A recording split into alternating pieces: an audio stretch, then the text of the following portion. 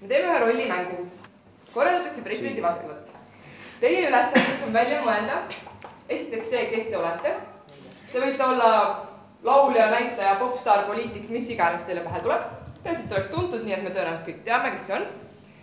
Ja siis te peate pidama kuni 3-minutilise kõne meile kõigile teistele teemal, miks just teid peaks kutsutama sinna vastuvõtule. Tere, mina olen siis Doris Kareva ja sooviksin väga presidendi vastuvõtule minna. Ja ma arvan, et olen välja teeninud selle koha just sellepärast, et olen üks Eesti parimaid naisluuletajaid just oma armastusluule ja kõige selle juures. Ja siiamaani teenin Eesti kirjandust sellega, et olen ajakirja Sirp kirjandustoimetaja. Olen omandanud mitmeid kirjanduspreemiaid ja teinud Eesti kultuuri jaoks nii palju, et arendanud eesti keelt alates nõukogude ajast ning jätkanud meie kultuuri siin pinnal ega mitte lõpetanud kirjutamist. Ja arvan, et see on kõige õigem viis tänada mind, et tuua mind taas siis Eesti inimeste ette ja näidata, et ma ikka veel kirjutan.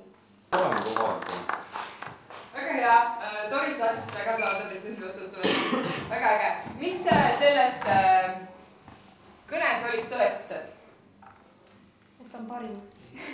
Ei, mida te ütlesite, on parim, on ju? See võiks olla nagu väide.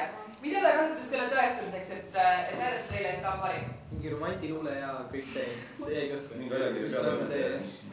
Ehk siis ta tõi mingeid näiteid, mida ta reaalselt on teinud, on ju? See ongi selles mõttes väga hea näide sellest, kuidas eluliselt midagi tõestada. Te ei pea ütlema, et ma tegin küsitluse, vaid te rääkisite näiteks ära, mida te olete saavutanud. Väga hea, kes võiks olla järgmine? Tere, mina olen siis Jan Uuspõld ja mina tahan saada presidendi vastuvõtule sellepärast, et ma olen omast arust piisavalt arendanud ja rikastanud Eesti näitlemiskultuuri. Tänu minule on suurenenud Eestis monoteatri vastu huvitundmine ja ma olen paljude noortele eeskujuks ja seetõttu kasutan mina üles ka uue põlvkonna näitlejaid. Olen ka saanud palju preemiaid ja autasusi ja see on piisav, et kutsuda mind presidendi vastuvõtule. Mis oli härra Janni kõnes järeldus? Te peaksite mind kutsuma. Ei, see oli tema kogu see põhiteema, millest ta räägib. Ta räägib, et mind peaks kutsuma. Mis ta väide oli? Miks? Sest? Ta on monoteatri. Arenenud, rikastanud Eesti teatrikultuuri. Ja monoteatri toonud uuele tasemele.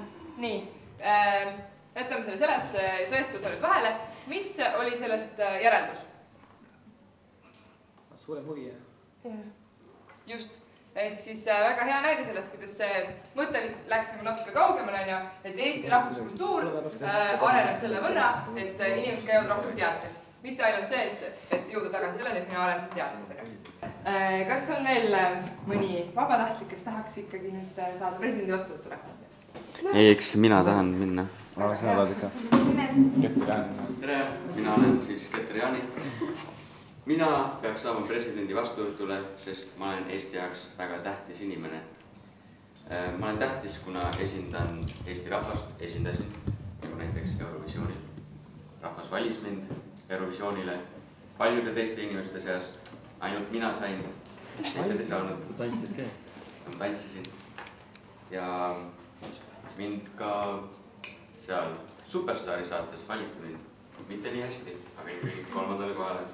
Hästi valitud. Ja ehk rahvas oleks väga rahul nähes mind presidendi vastuvõtul ja nad oleks väga õnnelikud ja rõõmsad. Jee! Kindel laps. Keter läheb. Kokkuvõtlikult, mis teie arvate? Mis on need olulised asjad, mis teevad, et asjast me tahetakse edasi anda midagi veenvat ja argumenteeritud ja ägedat? Selgus. Veel? Kindlad faktid või nagu need Pole mulli tõestus, natuke nalja.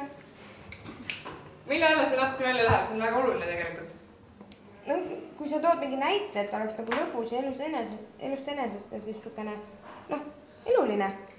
laseb lõdvaks inimesi. jah, ehk siis see, kuidas te mingit asja ette kannate ka, on ju. kindlalt.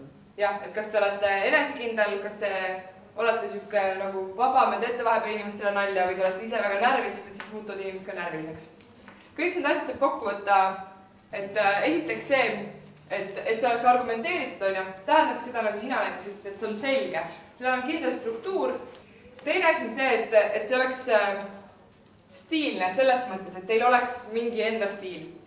ja jällegi, ei mina ega mitte keegi teine ei saa teile öelda, kuidas te peaksite olema avalik esineja või kuidas te siin ees peaksite seisma ja kuidas te peaksite rääkima. see oleneb sellest, kuidas te tunnete ennast kõige mugavamalt. osad inimesed räägivad natuke kiiremini, näiteks mina, osad räägivad natuke aeglasemalt ja nii edasi. ehk siis oluline on lihtsalt leida üles see, et te saaksite endast aru, kui hästi te ennast tunnete ja millise stiiliga. Siis nagu veel te mainisite, oluline on ka see, et teil oleksid mingisugused faktid, on ju. Mis tähendab seda, et teil peaks olema lai silmaring. Siit sihuke minu väike slogan teile, lugege hästi palju lehti ja hoidke ennast kogu aeg kursis sellega, mis toimub ühiskonnas. Juba sellepärast, et teil oleks kergem inimestega vastastikku argumenteerida või väidelda või et teil oleks hea kohe võtta varnast mõni näide, millega oma mõtteid toetada. Ja viimaseks, mis läheb natuke argumenteerimisega kokku, see struktureeritus, ehk siis see, et teil on kõne või teie mõtted on kindlalt üles ehitatud niimoodi, et need koosnevad argumentidest. Aga tänan teid väga, ma loodan, et ei ole veel